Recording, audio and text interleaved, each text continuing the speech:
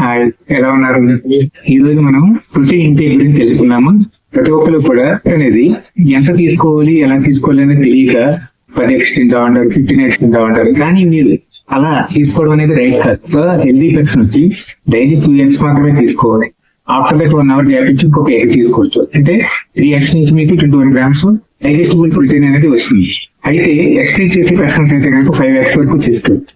కానీ ఎగ్స్ అనేది ఎలా తీసుకోవాలి అంటే కనుక 3x తీసుకున్న తర్వాత ఎగ్ వైట్స్ మాత్రమే తీసుకోవాలి, ఎల్లోని పక్కకి తీసేయాలి. అది మనం బ్యాలెన్స్ చేసుకోవడం అనేది నేర్చుకోవాలి. దీన్ని ఎంత తీసుకోవాలి అనేది ఒక డౌట్ ఉంటుంది.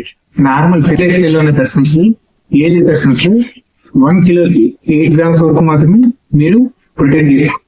మీరు జస్ట్ రెగ్యులర్ వర్క్ లో ఉంటారు, కొద్దిగా ఎక్కువగా కష్టపడుతూ ఉంటారు, డైలీ కిలోకి 1 gram ఎక్కువ తీసుకోండి.